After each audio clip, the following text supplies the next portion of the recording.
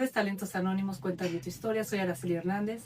En esta tarde tenemos el gusto y el placer de contar con la presencia del maestro Juan José Galicia Chavarría, un maestro experto en educación que hoy nos va a hablar de un tema muy interesante sobre cuáles son los desafíos del docente actual de educación básica. Te agradecemos, maestro Juan José Galicia, por aceptar esta invitación. Me da mucho gusto que nos haya recibido en tu casa. Y el maestro Galicia quisiera comentarles que cuenta con 60 años de servicio y del ejercicio en la profesión docente. El maestro Juan José Galicia, quiero comentarles que tiene una experiencia de más de 60 años de servicio como docente en educación básica. Por eso estamos con él, que nos va a hablar hoy, en esta tarde, sobre los desafíos del docente de educación básica. Maestro Galicia, nos da mucho gusto que hoy tú nos puedas compartir cuáles son los desafíos que tienen los docentes actuales de educación básica. Mira, yo considero que son básicamente dos. Uno, implementar los planes y programas de estudio de lo que la nueva escuela mexicana ha implantado, no implementado, sino es un implante, una imposición, diría yo, dentro de la política educativa que asumió el expresidente Andrés Manuel López Obrador, que vino radicalmente a modificar, a cambiar todo lo que para él era una educación, ¿sí?, que no se ajustaba a sus propósitos, a su ideología y a la formación del tipo de hombre que requería el país para estos momentos. El cambio es radical. Veníamos de un modelo educativo basado en competencias. La educación o la formación del sujeto tenía que responder a las necesidades de los nuevos avances de la ciencia y la tecnología. Teníamos que formar a un sujeto que respondiera, ¿sí?, a esas necesidades de interactuar con las formas y modos de producción que generan riqueza y que de alguna manera, para que la economía se mantenga boyante, en desarrollo, se produzca para bien de toda la comunidad. Es decir, una educación basada en competencias desde lo individual. ¿Qué pasa al llegar la nueva administración en el sexenio pasado? Cambia de ese modelo de estar centrado en el sujeto de la educación a un modelo de colectividad, es decir, de colectivos, porque nadie tenía, según la nueva administración y según la política educativa, por qué ser superior al otro. Todos tenían la idea de que había que trabajar en ese sentido, ¿sí?, en un colectivo. ¿Sí? Y en este sentido, ¿cómo con este nuevo enfoque, con este nuevo modelo educativo, qué sería la enseñanza? ¿Cómo concebiríamos nosotros el concepto de enseñanza? Yo lo veo bastante complejo poderlo definir, en razón de que si tú no tienes un proyecto que se sustente sobre bases firmes, sobre ideas claras, bueno, para la administración sí, sin embargo no había nada. De la noche a la mañana, como siempre había sucedido, se cambian los planes y programas de estudio, se cambia la política educativa y surge el modelo de la nueva escuela mexicana. ¿Cuál es el desafío que tiene hoy el maestro, el docente? Educación básica fundamentalmente. Hablo de preescolar, hablo de primaria y hablo de secundaria. Que no tenía la más remota idea, ¿sí?, de lo que era este enfoque. Es Como decir, pasó, perdón, con lo de las competencias, ¿no? exacto, Se igual, tardó igual, mucho que el docente comprendiera cuál era el enfoque por competencias. exacto. Cuando lo estaba entendiendo, viene ahora este nuevo modelo. eh, y aquí los maestros en este momento, ¿qué están entendiendo? ¿Qué está pasando en las aulas, maestro Galicia, con estos maestros que están ahorita tratando de discernir qué pretende lograr este modelo educativo actual? Mira, yo siento que el maestro tuvo que aceptar, pues más bien no aceptar. Insisto, si el plan, el nuevo modelo fue implantado, pues no tuvo más que obedecer. Y no niego que así, desde la segunda mitad del siglo pasado, cuando empiezan los cambios de los modelos educativos, de los planes y programas, se estaban haciendo cada sexenio. Cada nuevo gobernante quería dejar su huella y uno de los espacios propicios para ellos fue el sistema educativo. Y se cambiaban los planes y se cambiaban los programas. Y entonces en ese proceso llegó el momento en donde los nuevos docentes que se estaban formando en las escuelas normales estaban obedeciendo a un plan de estudio y a unos programas que no tenían una vinculación directa con los contenidos de los planes y de los programas de la educación básica. Entonces, siempre hubo ese desfase entre la formación de docentes y lo que en realidad se estaba viendo en la escuela primaria. Hoy, el reto, el desafío que tiene el docente es que ya no es cómo enseña o qué enseña, sino cómo comprende todos los materiales educativos que esta nueva escuela mexicana les puso en sus manos, le puso en sus escuelas, le puso en sus aulas, sin tener la información, la capacitación, la actualización para poderlos trabajar con los niños. Es decir, que el desafío es, a ver, aquí hay esto, tienes que estudiarlo, tienes que digerirlo, tienes que hacer lo tuyo para poder trabajar.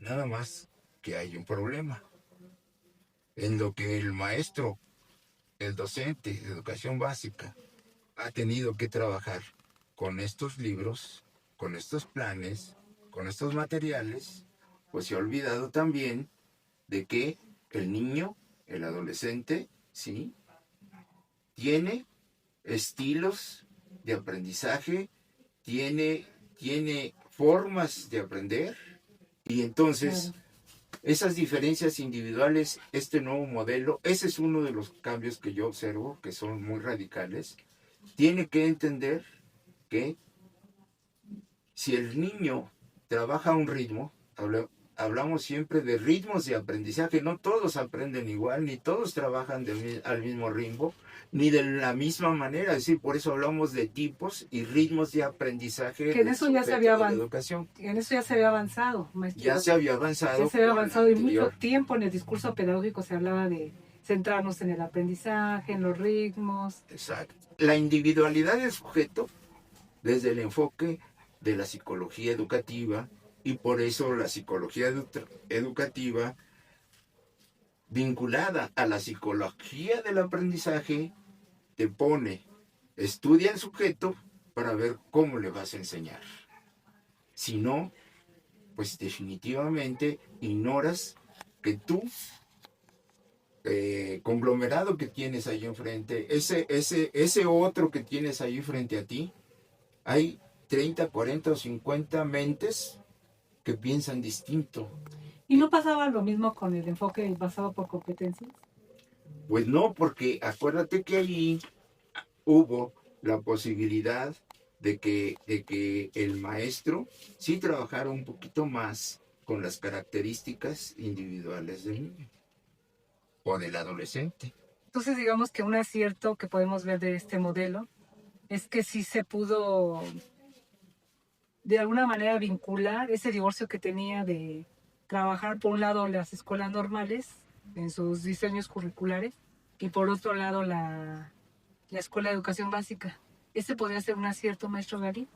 Y una de sus problemáticas es de que ha dejado al estudiante, no ha respetado sus ritmos y sus procesos de aprendizaje del estudiante. Pues sí, es así, porque voy a repetirte que ahora ya no te preocupas por la individualidad, sino por el colectivo, ¿sí?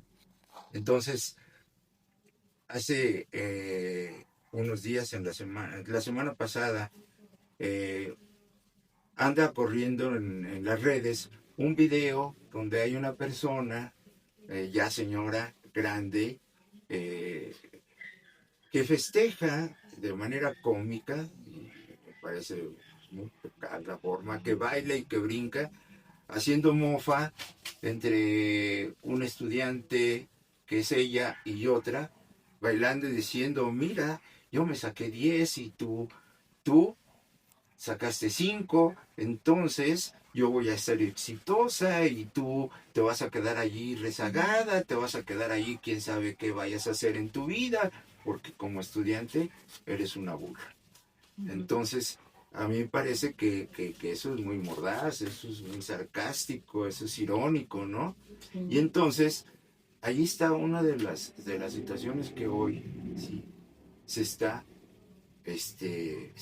debatiendo en el ambiente educativo, porque no solamente está lo del modelo, sino de los materiales educativos que se publicaron. Y uno de los grandes conflictos que hay es el de los libros de texto.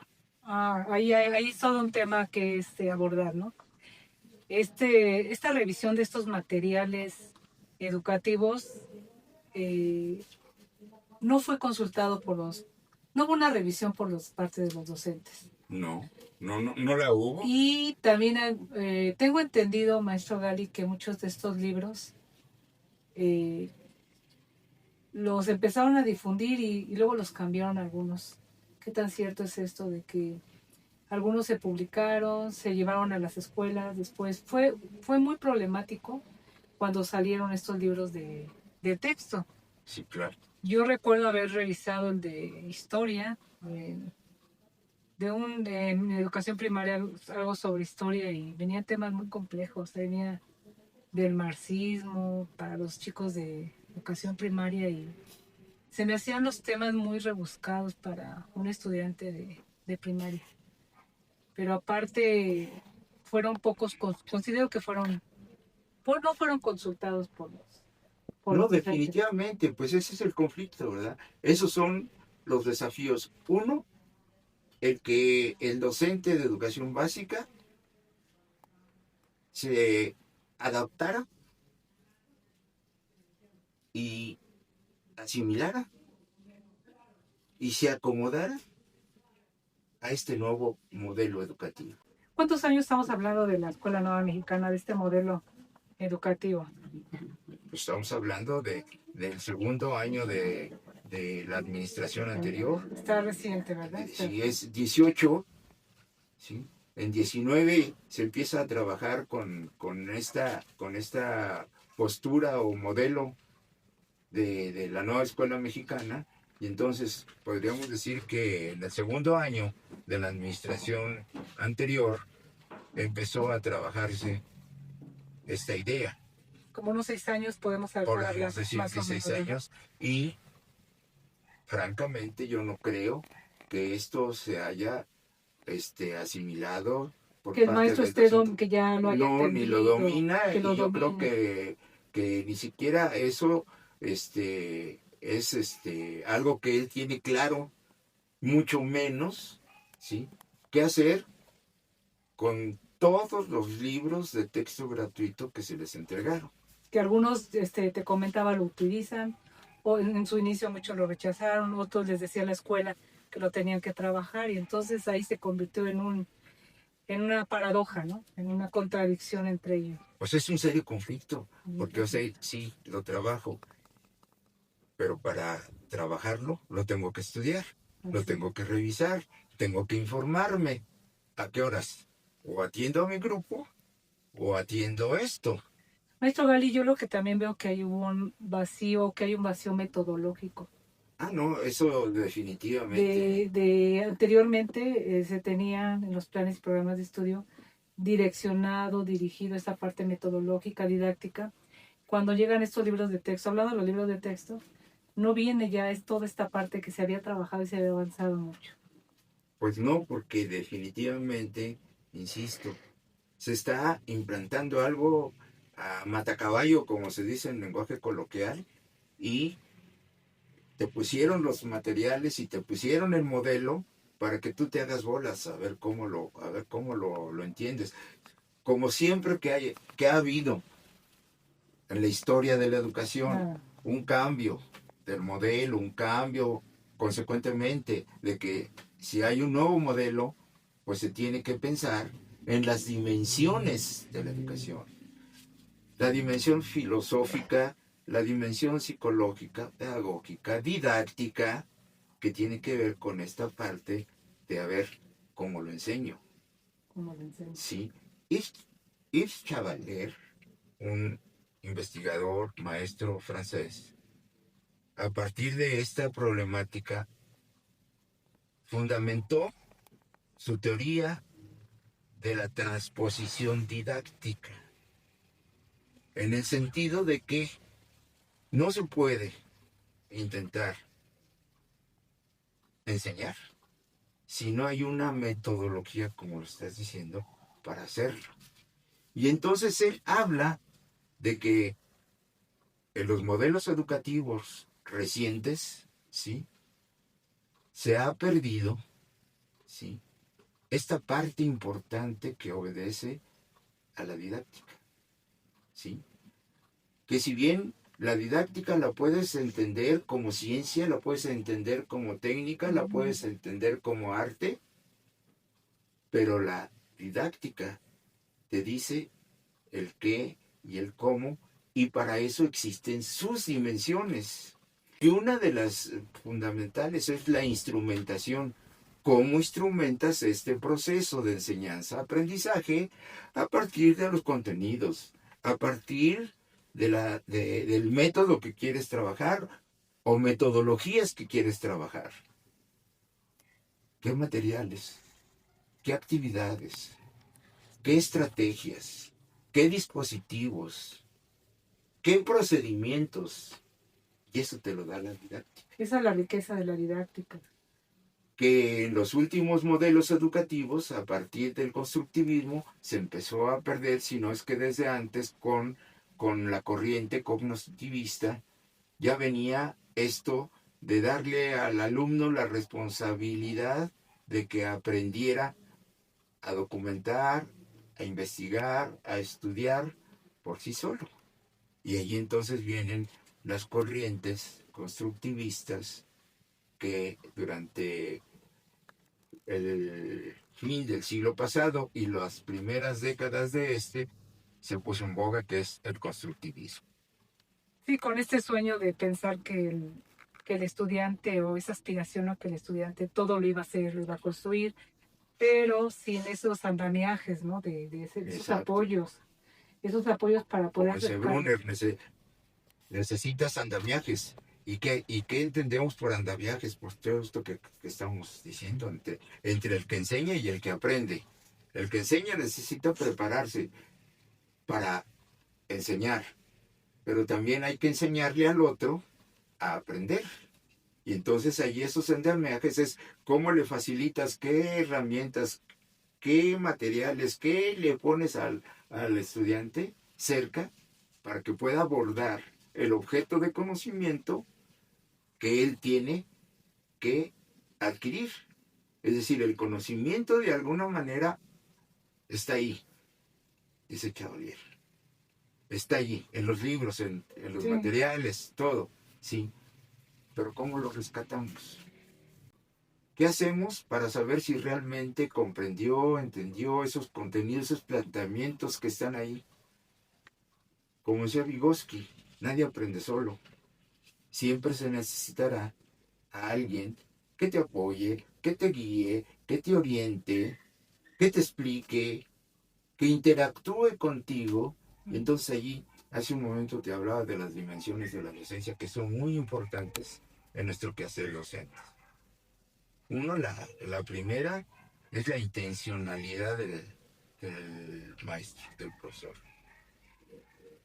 ¿Con qué ánimo llegas a tu grupo todas las mañanas o todas las tardes o todas las noches? Eso depende de cómo te reciba el grupo, ni cómo te enfrentes tú a ellos. Cada uno de nosotros tenemos infinidad de conflictos, ¿sí? Que pueden ser desde que si vas caminando en la calle o vas en algún vehículo, te mueves en alguien y ya tuviste conflictos ahí, ya te pusiste de mal humor y llegas con cara. Y así llegas al aula, ¿no? Exacto, ¿sí? Y no llegas con un ánimo, como decía Liston en su pedagogía. Es decir, hay que amar esta profesión y hay que poner la mejor cara y llegar al aula con una sonrisa si se puede y saludando con cariño y con afecto a tus alumnos. Pero si llegas como general mal pagado y gritas y desaforas, pues ya los pusiste más, ¿sí? Entonces esa intencionalidad como dimensión es importante desde cómo llegar al aula. Eso te lleva al segundo, que es la interacción. ¿Cómo vas a interactuar con ellos? Primero, para ver cómo anda el estado emotivo, tanto tuyo como de los estudiantes, ¿no? Porque no podremos descartar que entre el conjunto de los alumnos que tenemos allí, pues hay alguno con que va sin comer, sin desayunar, si es en la tarde, pues sin haber tomado sus alimentos o a cualquier hora, ¿sí? El alumno, o hay conflictos familiares, hay maltrato, hay separación de parejas. Imagínate cuál es el ánimo de ese estudiante, de ese alumno. Y sin embargo, pues está ahí, pero está físicamente, mentalmente, quién sabe dónde ande. Entonces tú, por más esfuerzos que hagas, no vas a lograr que ese estudiante esté motivado, ¿sí? Que tenga hambre de aprender, y tú también el deseo de darle el alimento que necesita, que es el conocimiento del objeto de estudio que existe en la currícula de todos los niveles, desde el preescolar, desde los niños que llegan de 3 años o hasta el adolescente que sale de 15 de la secundaria, ¿no? Entonces, eso es también muy importante, esta parte de la intención con la que tú llegas al aula, cómo interactúas con tus alumnos y cómo, de alguna manera, te encuentras con esta parte de cómo instrumentas, que es la tercera dimensión de la didáctica, que es la instrumentación didáctica. ¿Cuáles son tus materiales? ¿Cuáles son tus auxiliares? ¿Cuáles son tus estrategias? ¿Cuáles son tus dispositivos? ¿Cuántos son? Todo lo que requieres para poder acercarle o facilitarle el conocimiento al estudiante. Y una cuarta dimensión, pues, es la circunstancialidad. ¿Cómo te mueves en el aula si es que tienes un aula, ¿verdad? Que tienes una sesión de laboratorio en una de las asignaturas o de las partes de las ciencias naturales, ya sea biología, física, química, que requieres de un laboratorio. Sí. Esa circunstancia, ¿cómo la resuelves si en la escuela no hay un laboratorio? ¿Cómo puedes tú alcanzar los conocimientos del estudiante si no hay experimentación en el aula? Pues muy difícil. Algunos sí, yo recuerdo que cuando las escuelas de nueva creación que les faltaba esto, el profesor de química llevaba sus matraces, manipulaban mucho los jóvenes, ¿no? Experimentaban mucho. Exacto. Entonces, ahora que estuvimos con los grandes temblores que se cayeron tantas escuelas, pues ya no tienes un aula. Tuviste que buscar un espacio por ahí, mal ubicado, abajo de un árbol, en un dejaban por ahí para que te cubriera el sol. Esto velo. Estamos hablando de problemas en las zonas urbanas. Ahora trasládalo al campo, a las zonas rurales, porque aquí este modelo educativo, o todos los modelos educativos, son a nivel nacional. Yo considero que el docente de educación básica tiene grandes retos en este sentido. ¿Sí? En primer lugar, entender esto de este nuevo enfoque. Que por esa razón, yo creo que estos colectivos no se están dando. Y además, Como viene aquí exacto, implementado, como como es. viene implementado en el programa. Maestro Gali, ¿cuál sería el segundo reto? Tú nos hablabas del inicio que había, ya nos hablaste del primer reto, que es un reto bastante ambicioso, bastante fuerte para los docentes. ¿Y cuál sería el segundo gran reto que tienen? Tienen muchos retos los docentes, pero Sí, claro, pero los más importantes. el otro sería cómo implementar esta enseñanza, este nuevo modelo en el campo, en las zonas marginadas. ¿Sí? ¿Por qué? Porque ahí estamos hablando de que hay que entender que sobre todo en estos lugares sí hay muchas necesidades de todo tipo. ¿Sí? ¿Cómo convences, para empezar, tener el apoyo de los padres de familia? En los en lugares marginados, en Sí, las etnias, en los exacto, pueblos, en lugares muy alejados de la ciudad, ¿no? De la urbanización. sí. El enfoque, el segundo reto, el segundo desafío es esto de cómo trabajar este modelo con este enfoque comunitario que tiene, sin saber desde dónde viene todo esto. Y esto tiene que ver precisamente pues con la idea de este modelo basado en colectivos, en comunidades, de trabajar en conjunto para la comunidad, sin saber desde dónde viene este enfoque que filosóficamente tiene que ver con los fines. ¿Y cuál es su respaldo como para ir cerrando esta charla? Creo que hay muchísimo conocimiento de todo lo que nos has venido mencionando, pero ¿cuál sería? Yo creo que sería importante. No vamos a desmenuzar lo que implica este modelo educativo actualmente, pero sí más o menos dando algunas pistas de cuál es su postura filosófica. ¿Tiene su postura filosófica de este modelo? Sí, Como para que definitivamente, irle dando luz sí, a sí, los... definitivamente, pues esto viene de un proyecto en el que el modelo, desde la política educativa, ¿sí? Uh-huh. Intenta implementar una ideología, ¿sí? Ya sea de carácter comunista o socialista, que tiene también su historia, todo esto, ¿no? Y cómo se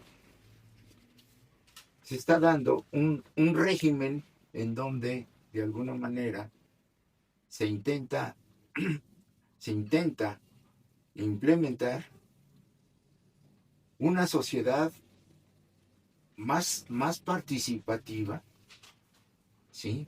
En favor de la colectividad, ¿sí? Una sociedad en donde todos se apoyaran, pero que en la realidad no lo estamos viendo, ¿sí? Marginando esta parte de que los avances científicos y tecnológicos están exigiendo otras cosas, ¿sí? Como que, pues los avances de las ciencias que te van a permitir, ¿sí? Participar en el mundo globalizado. ¿Sí? Si no hay esta comunión entre una y otra sociedad internacional, podríamos decir, esta idea de entrar en este mundo compartido, en lo que después de la Segunda Guerra Mundial, el orden mundial en el que se llamó, que llevó a la creación de la UNESCO, que llegó a la creación de la OTAN y todos estos organismos, ¿sí? Que, que la OCDE, que el Fondo Monetario Internacional, que el Banco Mundial, pero fue en el sentido de cooperación, de apoyar al otro, y que en este momento con las políticas que se están viendo implementadas desde Estados Unidos con este nuevo régimen presidente, del presidente estadounidense que se anda peleando con todo el mundo. Sí. Este señor pues ha puesto de cabeza el orden mundial. Lo que ellos mismos crearon hace 70 años atrás, ¿sí? Porque todo este orden mundial viene después de que terminó la Segunda Guerra Mundial, y todos, la comunidad europea, Estados Unidos, Latinoamérica, estuvieron repartidos. Para la Unión Soviética era el mundo oriental, para Estados Unidos y Europa el mundo occidental. ¿Dónde se rompe esto? En 1989, que cae el muro de Berlín. Se acaba la URSS, se La acaba... perestroika, viene un Exacto. movimiento a la perestroika. Se acaba todo este orden, ¿sí?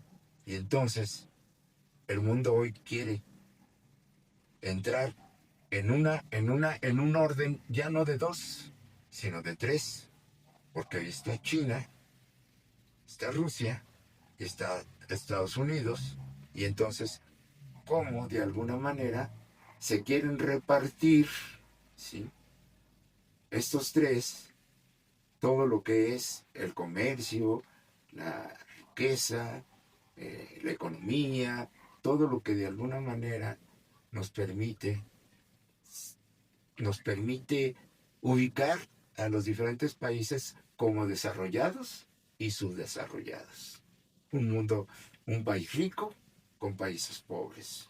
Los marginados de siempre van a estar. Y esto viene desde fines del siglo XIX con la teoría marxista. Así es. Con el capital. De momento, algunos maestros consideran que este modelo educativo tiene que ver con grandes teóricos como Paulo Freire, pero nos damos cuenta que estamos en otro momento. Entiendo que esto es como meter en calzador un modelo que no encaja en un modelo universal, en un modelo global. No, y por una razón, mira, Paulo Freire, que es el ideólogo sobre el que se diseñaron los libros de texto que se está trabajando en la nueva escuela mexicana, vivió otra circunstancia. Claro. Paulo Freire sí trabajó con comunidades marginadas, urbanas y rurales, pero Brasil está viviendo la etapa y dura de lo que fue la dictadura militar que vivió Argentina, que vivió Chile, que vivió Brasil, que vivieron algunos otros países, Ecuador, por allá anda Colombia y demás. Y pues hablar de dictadura, pues el primero que vive una dictadura como tal, pues fue México, ¿no? Con Porfirio Díaz. Pero estos países, de alguna manera, en razón de la marginación que existe, pues definitivamente dudo mucho que este sector de la población mundial pueda desaparecer. Difícilmente vas a eliminar la pobreza de manera total. ¿Sí? ¿Por qué? Porque definitivamente el ser humano, ¿sí?, es uno individualmente. Y el que tiene talento, pues lo va a desarrollar. Ahí están las inteligencias múltiples que plantea Howard Gardner, ¿sí? Pues el que va a ser artista, va a ser artista. No lo puedes hacer químico, Pintores. no lo puedes hacer ingeniero, no lo puedes hacer porque su inteligencia, su capacidad, su habilidad Está en, por ejemplo, en lo está enfocada en científico. otro, y aún en el mismo campo de las artes, Así. que si es música, que si es danza, que si es literatura, que si es no, el que va a ser escultor, el que va a ser literato, el que va a ser bailarín, pues se va a enfocar por ahí. Y el que va a ser un químico, un científico en cualquiera de las ramas de la ciencia, pues se va enfocando desde pequeño. Y es desde que él va mostrándolo desde la infancia. Por eso es importante, yo le decía a mis alumnos, tanto de educador como de educación primaria, observen siempre a sus alumnos, sobre todo últimamente que atendía a las educadoras. Vean cómo se mueve, qué hace, cómo lo hace. Y en potencia, allí un niño que ustedes lo ven haciendo dibujitos, allí en potencia tienen un pintor. Así es, sí. No a todos les gusta cantar. Y bueno, pues no sabes que si ahí, por ahí anda un Pavarotti, ¿no? Sí. Claro. Y eso es importante. Pero eso se está rompiendo con el nuevo enfoque que tiene la nueva escuela mexicana. Mira, concluyendo esta conversación en torno a la nueva escuela mexicana, yo considero que está destinada al fracaso. Definitivamente porque no responde a las necesidades que que tienen los modos de producción que existen y que se requieren en este país para elevar su productividad. No se está generando riqueza, ¿sí? En 7 años, el Producto Interno Bruto solo creció medio punto porcentual. Y además, están llevando a la bancarrota las finanzas de este país porque están endeudando seriamente, ¿sí? Hay una deuda, ¿sí?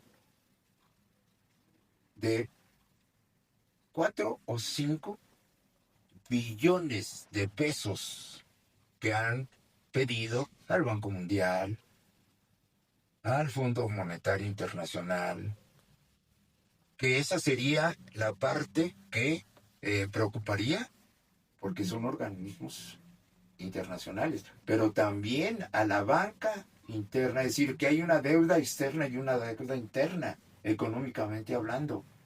El país no está generando, no hay riqueza, y sí está repartiendo, ¿sí?, dinero por todos lados la administración pasada, que esta lo único que está haciendo es continuarla, porque pues está hablando de un segundo piso. Y ya la escuela la está llevando a que abandonen todo esto de los libros de texto, el nuevo modelo comunitario, etcétera, etcétera, y que definitivamente, si no lo hacen, pues vamos a ver lo que tiene en estos momentos Cuba, lo que acaba de pasar con Venezuela, que son el espejo en donde se estaban viendo, porque todo esto, toda esta política, ¿sí?, particularmente la política en general, viene desde la reunión que se tuvo a principios de este siglo en Sao Paulo, Brasil, en donde se reunieron toda una serie de personajes de la política para intentar llevar a Latinoamérica a un régimen totalitario, ya sea a partir de una vertiente socialista o de una vertiente comunista. Y mientras no se den cuenta de esto, el país va a entrar en una crisis seria, porque lo que mueve a cualquier economía es el dinero, y el dinero se lo están acabando, repartiéndolo a diestra y siniestra, gastándolo mal y no creando, ¿sí?, no creando las no creando la industria o los capitales que generen esa riqueza. Y por lo tanto, pues esa sería mi conclusión, de que si o cambian o nos van a llevar al matadero, como decimos. Sí, Y los, qué preocupante esto. y En los como jóvenes. dijo Mariano Slanda, los de abajo siempre serán los de abajo. Los pobres seguirán siendo pobres porque no los estamos enseñando a obtener riqueza a partir de su propio esfuerzo. Se lo estamos regalando y lo único que estamos haciendo es crear limosneros. Muchísimas gracias, maestro Gali, por toda esta expertise que tienes en el conocimiento de la política, de la economía, de la educación, como toda tu experiencia como docente. Y creo que sí nos dejas preocupados, o deberíamos estar muy preocupados y ocupados los Debemos docentes. estar ocupados. Muy ocupados los docentes, y te agradecemos por esta reflexión, por este conocimiento que tú nos compartes en esta tarde. Muchísimas gracias, maestro Gali. Muchísimas gracias a todos.